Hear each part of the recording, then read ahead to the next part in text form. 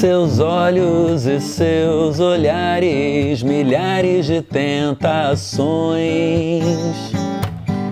Meninas são tão mulheres, seus truques e confusões se espalham pelos pelos, boca e cabelo, peitos e poses e apelos. O convidado de hoje é Leone, cantor e compositor de tantos sucessos que fazem parte da vida de muita gente. E você vai saber um pouco mais sobre a carreira, composições e os próximos projetos desse grande artista, agora no programa Turnê. Nunca dizem não. Garotos como eu, sempre tão espertos perto de uma mulher, são só garotos.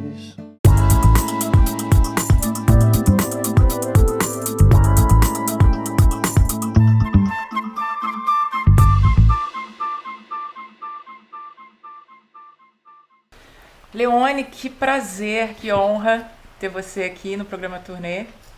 Estou muito feliz de estar aqui no Rio. Obrigado. Com você. E você é um dos poucos artistas que mantém esse traço heróico de se manter fiel ao seu estilo, né? Porque muitos artistas se reinventam flertando com outros estilos musicais, com outros artistas de outros ritmos, né? Como foi essa caminhada sua e até hoje mantendo-se fiel ao seu estilo? É que eu acho que também não tem um estilo assim tão forte. Assim. Eu comecei com uma coisa mais pop rock, mas o próprio pop rock se misturou com a música brasileira.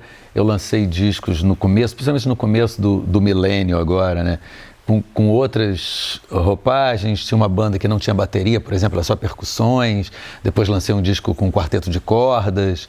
Então acho que eu não tenho um estilo definido, acho que tem mais um estilo de composição do que um estilo de arranjo. Então, assim, no mesmo show, vai gente no camarim e fala: ai, que bom que veio alguém de rock aqui, porque nunca vem ninguém de rock.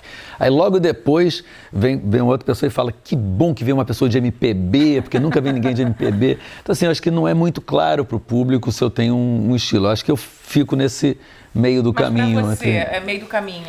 Eu prefiro não ter essa fronteira, né? Assim, já fiz sambas, poucos, mas fiz. Tem uma música nesse meu último trabalho, agora no mais recente, que é Notícias de Mim, que é uma mistura de rock, ska com música de Belém do Pará. Eu gosto, eu ouço muita coisa diferente, eu ouço música africana, muita música caribenha, além, claro, de rock, pop, música eletrônica e tudo mais. Então, eu acho que isso meio mistura e eu prefiro que não me enquadrem em lugar nenhum, entendeu? Quando falam, o artista dos anos 80, eu falei, não, eu fazia uma coisa nos anos 80, fiz outras coisas nos anos 90. Outros anos 2000. Exatamente, Mas, sim, eu sempre tive essa liberdade, desde que eu saí de banda, né, porque eu deixei os Heróis da Resistência em 92. Desde então, eu acho que eu não tenho mais obrigação de fazer discos parecidos. Então, já fiz disco com banda, disco sem banda, disco com quarteto de cordas. Então, eu acho que eu tenho essa liberdade. Mas eu acho que as pessoas reconhecem no meu estilo de compor, de repente, essa unidade, né? Uma preocupação com o formato da canção, com a letra, com a letra ser uma coisa que fuja de clichês. Então, para mim, tem essa... Você tem muito essa coisa de você fazer músicas românticas, mas sem cair na pieguice, né? Sem cair no clichê. Você como compositor, você até chegou a lançar um livro em 95, se eu não me engano, que você conversou com outros compositores. Pra gente que não tem esse dom, né, da composição, da música, a gente sempre pergunta... como é essa inspiração? Como é compor? Porque você, quando você fez esse livro, você conversou com outros artistas consagrados à sua geração, como Renato Russo, Nando Reis, que também foram pessoas que deixaram marcas, né, que criaram músicas, e o Nando Reis até hoje também faz, como você.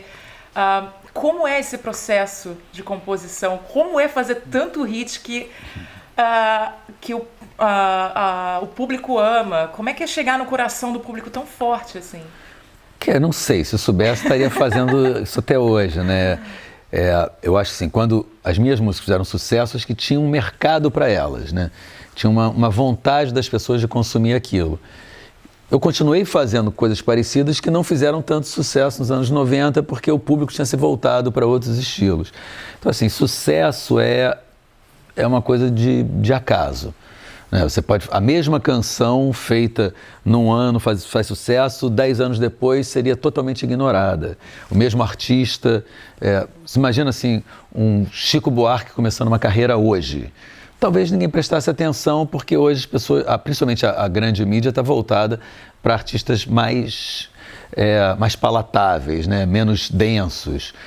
Quando o Chico Buarque começou, o mercado era pequeno, voltado para uma elite, que era só quem consumia música mesmo, quem consumia os produtos culturais, então você podia ser mais denso, podia ser mais elaborado. Então, é uma coisa de época. Eu acho que sucesso é sorte. Você falou, eu lembro que eu acho uma vez você falando muito de sucesso não é igual a qualidade. Não. Mas é muito acaso e muito sorte, né? Pode uma coisa muito boa nunca fazer sucesso, né? Sei lá, vou dar um exemplo extremo, né? O Van Gogh, que morreu se vender um quadro. E todo mundo diz que é bom, né? E tem coisas boas que fazem sucesso, tem coisas ruins que fazem sucesso, quer dizer, ruins, e isso tudo também é muito subjetivo, ruim para mim, bom para outra pessoa. Então, assim, a qualidade, inclusive, é muito difícil definir, né? Eu acho que o sucesso é mais o acaso, você está no lugar certo, na hora certa. Quando eu fiz aquelas canções que fizeram muito sucesso, Kid de Abelha, Heróis da Resistência e canções, as pessoas estavam querendo consumir aquele tipo de música, a gente vinha saindo de uma ditadura, a música engajada tradicional já não fazia mais sentido. Os jovens dos anos 80 vieram com uma força muito grande. Exatamente. Né? Precisava de uma música que representasse o jovem, principalmente o jovem das grandes cidades. Né? Então, a gente veio trazer essa linguagem. E naquele momento era uma demanda mesmo. Essa coisa também assim de sucesso, eu me lembro do Paul Simon, numa entrevista dele, falando que ele acha que as melhores canções dele ele faz hoje, mas as que fizeram mais sucesso foram as que ele fez quando ele era uma novidade. Aí ele fala, primeiro, porque o mercado é muito voltado para o jovem. E tem uma época que você deixa de ser jovem, se comunicar diretamente com o jovem. E uma frase muito bacana dele é que quando você finalmente domina suas maiores habilidades, você sabe como fazer aquilo, não tem mais ninguém prestando atenção. E eu acho que eu faço músicas melhores hoje do que eu já fiz. Se eu pegar, sei lá, Pintura Íntima, foi a primeira música que eu lancei. Eu não escreveria várias das coisas que estão ali, eu acho que as coisas não estão bem acabadas. Não, eu não mudaria, aquela música foi feita naquela época, eu não falaria mais assim. Sei lá, são poucas frases e um refrão é pequenininho, não sei o quê. Hoje eu vejo que eu faço canções que me dão mais orgulho, mas que eu toco para um outro público, né? No público, por exemplo, do show Eu e Léo, eu tenho que colocar as músicas que fazem parte dos dois repertórios e que vão agradar os dois públicos. Quando eu faço o meu show, meu mesmo, eu posso colocar várias músicas novas que as pessoas que me acompanham pela internet conhecem. Mas é um outro show. Isso normalmente também para teatro. Se for fazer em praça pública, volta a tocar as músicas dos anos 80, porque as pessoas querem ouvir aquilo. Sim. Mas eu acho que hoje eu componho melhor do que eu compunha. Eu faço letras mais legais, eu acho que eu faço melodias melhores, mas as pessoas já não estão prestando atenção. Você falou muito em comunicação com o público. Eu acredito que você seja um dos precursores aí nas mídias sociais, porque você, quando a mídia social chegou, você começou a ter um contato muito grande com o público, né? E você se utiliza muito disso, né? Principalmente na época do falecido Orkut. Exato. Você começou já no Orkut, né? 2004 foi que eu comecei com mais atenção para a internet. Porque eu estava sem gravadora, também foi um período de mudança. As bandas começaram a ficar sem gravadoras, as gravadoras começaram a se interessar mais pelo sertanejo, pelo pagode, pelo axé, que são mais populares e vendiam mais. Vendiam realmente muito mais. Se pegar, sei lá, o RPM, que foi a grande banda que lançou, vendeu 2,5 milhões de discos. O Tchan vendia 4 milhões. Então, assim, a indústria se deu conta de que o rock não era o grande vendedor. O grande vendedor eram os produtos mais populares mesmo. E eu estava sem gravadora, e a minha ideia era que eu não precisasse da gravadora para chegar ao público, porque eu continuava fazendo coisas, mas ninguém sabia. Então, como é que eu podia informar o público que gostava de mim, que eu estava fazendo canções, que eles poderiam gostar, né? E eu vi na internet a possibilidade dessa ponte. E por isso eu me envolvi muito com a internet, me envolvi muito com Orkut, a conexão era péssima, eu passava horas para poder falar com uma, duas pessoas, era muito difícil. Depois eu criei um site que tinha um fórum dentro. Até hoje tem, mas as pessoas não usam mais. Elas querem falar no Facebook, onde todo mundo pode ser visto. Ou no Instagram. Ou no Instagram, exatamente, nas redes sociais. O que eu acho que foi uma perda. Porque agora você fala para muito mais gente que está prestando muito menos atenção. As pessoas que estavam no meu site, estavam lá no meu site, queriam falar sobre mim. No seu site. As pessoas que estão no Facebook estão passando, sabe? É muita informação ao mesmo tempo, você não absorve. Fora que o Facebook só manda seus posts para 2% da sua base. Então, tudo bem, você tem 100 mil pessoas, né? Só 2.000 pessoas vão ver. Na época que eu tinha um site com 50 mil, os 50 mil sabiam que eu estava escrevendo. Então, assim, eu acho que hoje perdeu essa força. A gente ainda tem que estar na internet, tem que fazer, mas hoje em dia as pessoas já não fazem mais pessoalmente, tem equipes, assessores, não sei o quê. Eu continuo fazendo pessoalmente. Né? Sou eu que escrevo, eu que posto, eu que respondo, exatamente. Eu acho que isso faz uma diferença. Mas essa altura, como todo mundo faz, já não é uma coisa mais tão notada. Entendeu? Eu acho que foi muito importante naquele período ali, de 2004 a 2012. Depois a coisa ficou meio pulverizada, assim, todo mundo... Eu tenho amigos que não entram na internet, artistas, porque já tem tanta gente fazendo as coisas, aí manda fazer vídeo, manda fazer não sei o quê, mas tem alguém para fazer, então a pessoa nem está nem sabendo o que está acontecendo. Eu ainda acho importante estar ali, direto. Ter o contato direto.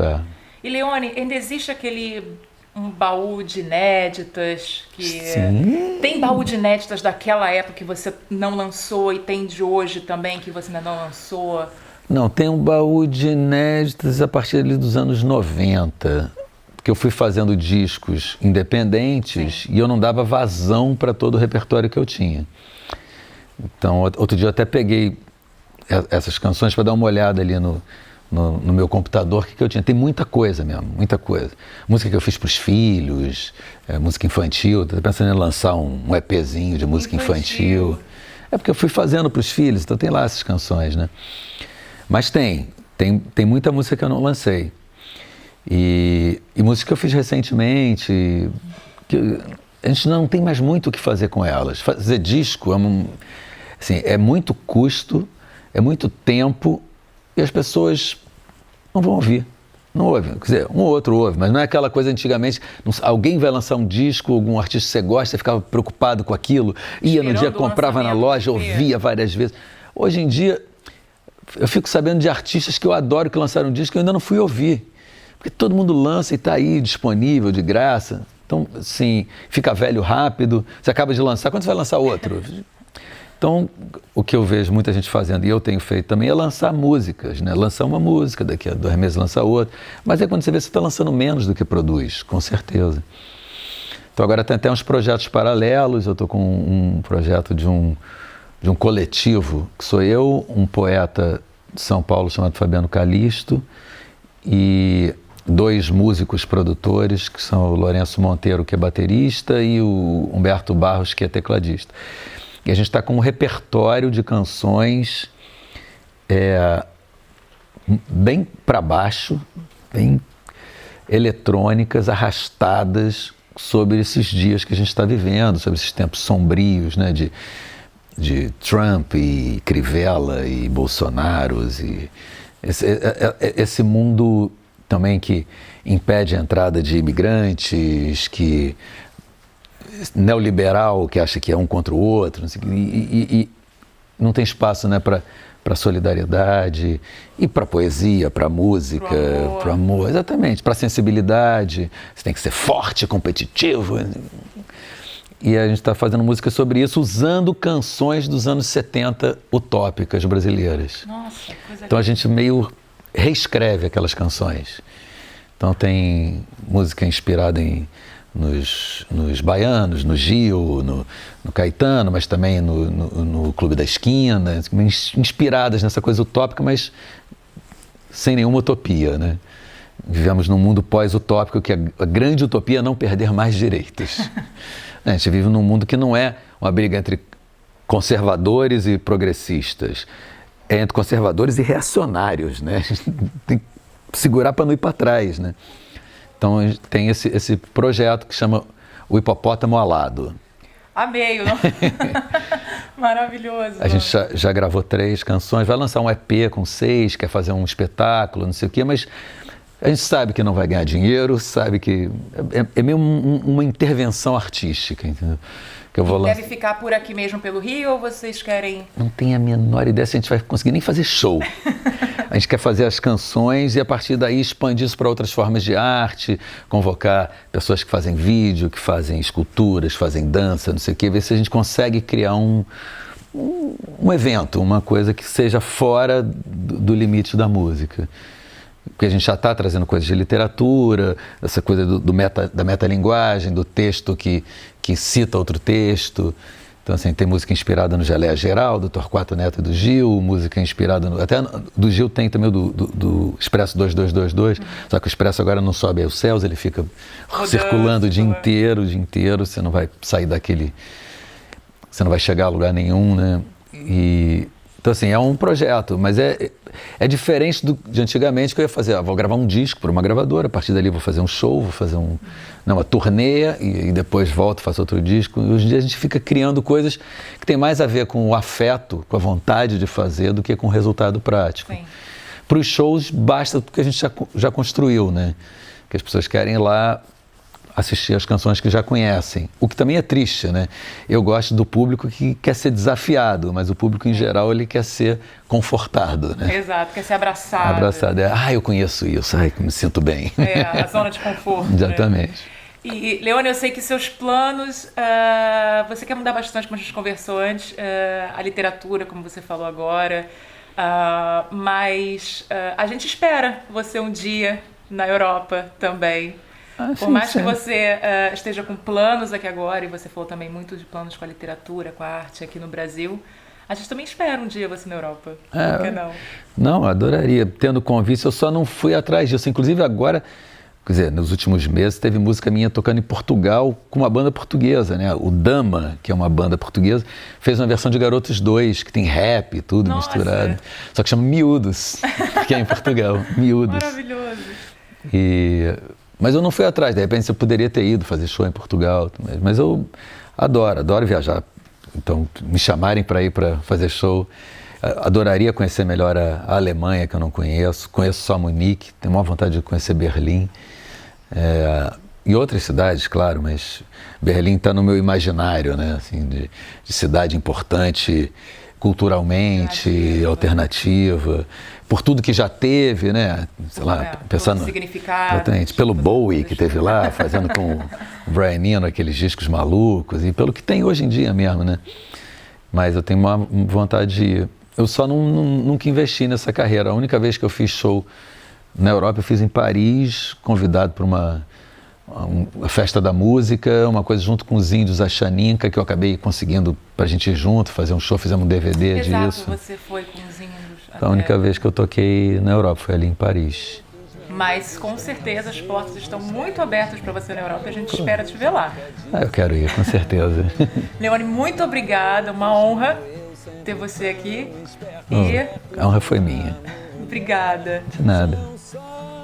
Garotos não resistem aos seus mistérios, garotos nunca dizem não. Garotos como eu, sempre tão espertos, perto de uma mulher, são só garotos. Perto de uma mulher, são só garotos. Perto de uma mulher, são só garotos.